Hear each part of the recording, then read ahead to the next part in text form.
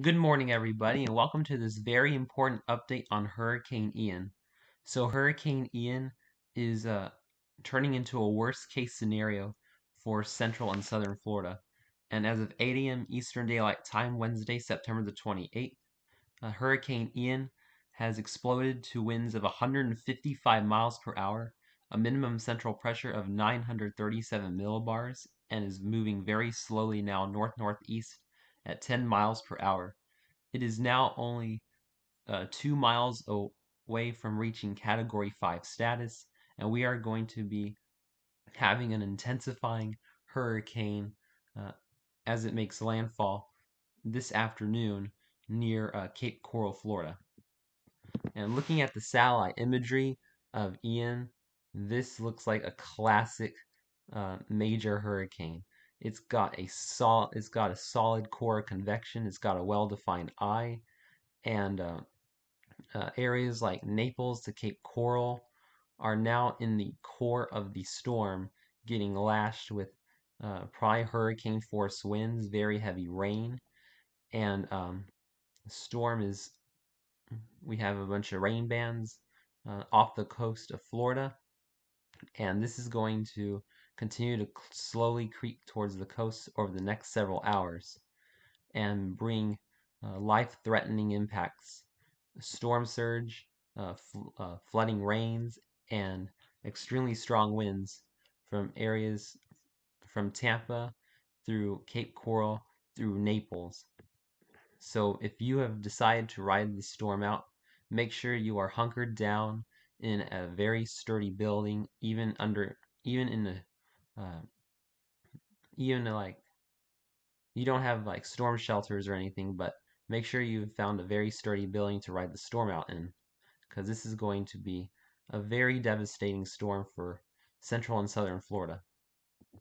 Looking at the latest hurricane track, uh, Ian is expected to make landfall between 2 and 4 o'clock this afternoon around Cape Coral, Florida, as a major hurricane with winds of 155 miles per hour.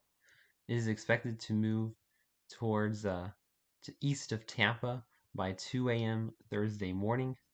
It's going to be moving towards east central Florida by 2 p.m. tomorrow afternoon, and is expected to move back over the western Atlantic by tomorrow morning and make a second landfall around Savannah, Georgia by 2 p.m. Friday afternoon, and then move inland Saturday and Sunday, bringing a flooding threat to Georgia and the Carolinas now as well. We have hurricane warnings in effect from north of Tampa down to Naples in the red, tropical storm warnings in effect from Panama City Beach across the Big Bend of Florida, tropical storm watches in effect from the Florida Keys all the way up the east coast of Florida, southeast coast of Georgia, and now going towards Charleston, South Carolina. We even have tropical storm warnings in the western Bahamas as the wind field from Ian is expanding rapidly. And looking at the probabilities of tropical storm force winds from Ian, most of the Florida Peninsula is going to be seeing tropical storm force winds from Ian, with most of the peninsula seeing about an 80 to 100% chance of seeing tropical storm force winds. So make sure you are preparing especially for tropical storm force winds if you live anywhere in the peninsula of Florida, at least tropical storm force winds.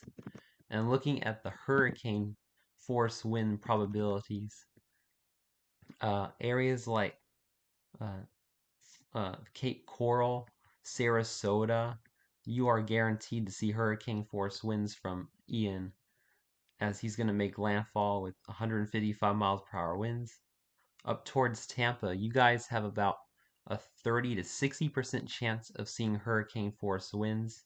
Towards Naples, you also have about a 40 to 60% chance of seeing hurricane force winds from Ian. Up toward Orlando, you have about a 60 to 70% chance of seeing hurricane force winds. And then towards the east central coast of Florida, you have about a 30 to 50% chance of seeing hurricane force winds. Now let's get into the most dangerous aspect of Ian, and this is going to be the storm surge.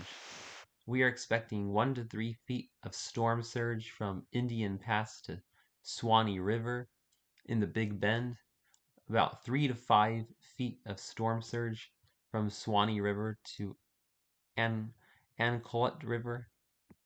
In Tampa Bay, we are expecting 4 to 6 feet of storm surge, and then from middle of Longboat Key to Englewood, you're expecting 6 to 10 feet of storm surge, and this is where the storm surge is going to become catastrophic, life-threatening, and probably unsurvivable.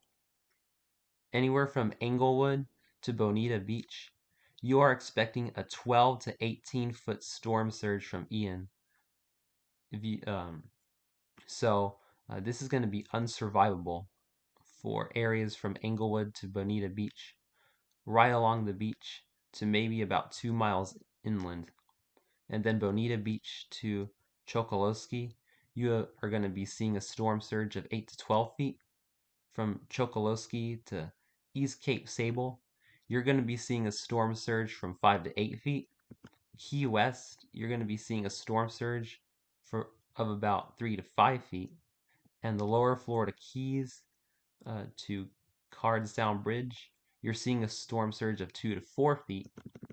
From Patrick Air Force Base to Flagler and Volusia County line, you can expect a storm surge of 1 to 3 feet.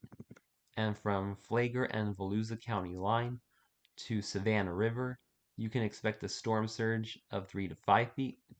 And then from Savannah River to South Santee River, you can expect a storm surge of 2 to 4 feet. So we're going to be seeing life-threatening catastrophic storm surge from south of Tampa all the way down to East Cape Sable. And then looking at the rainfall totals from about Sarasota to Tampa, Clearwater, up through Orlando to Jacksonville, you're going to be expecting 10 to 15 inches of rain with isolated locations up to 20 inches in the pink areas. From Savannah, Georgia, through the Big Bend of Florida, through Cape Coral, through southeast of Orlando, you can expect 6 to 10 inches of rain. And in the yellow areas, you can expect 4 to 6 inches. And then the green areas, 2 to 4 inches. And then the light green areas like Miami, Palm Beach, Broward, you can expect 1 to 2 inches. And the reason why we are seeing a cutoff in rainfall totals across southeast Florida is because we're going to see dry air pull up into Ian from the southwest, and you guys across southeast Florida from Lake Okeechobee southeastward are going to get dry slotted by Ian. So this is actually very good news for my friends in southeast Florida, as your flooding threat is going to be a lot less than it would be if we weren't getting this dry air to move into Ian right after landfall. And looking at the flash flooding threat for the excessive flooding rainfall outlook, we have a high risk of excessive flooding rainfall from Naples through southeast of Orlando for Tampa Bay, Orlando, and St. Augustine in the pink. We have a moderate risk for Miami up through northeast Florida, but I don't think that the flood threat is going to be as high down here because of the aforementioned dry slot. But prepare for catastrophic flooding if you live in the pink areas. And then we have a moderate risk of flooding now for Savannah, Charleston, and areas of southeast South Carolina, northeast Georgia. A slight risk for much of eastern Georgia, South Carolina, and southern North Carolina, and a marginal risk covering from Tallahassee through Atlanta, through Raleigh. And then looking at the days where the flood threats are going to be the highest.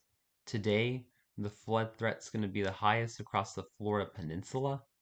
And then into tomorrow, Actually, no, through tomorrow morning. And then through Friday morning, the biggest flood threat is going to shift to the northern and central parts of Florida. And then as we go into Friday and Saturday morning, the biggest flood threat is going to shift to the Carolinas and Georgia. And we cannot overlook this tornado threat either that Ian poses to Florida. We have a rare 10% chance of seeing tornadoes within 25 miles of a location for areas like Melbourne and Orlando today, a 5% chance for areas like Miami, Fort Myers, and Tampa, and a 2% chance for the Florida Keys and areas just southeast of Jacksonville.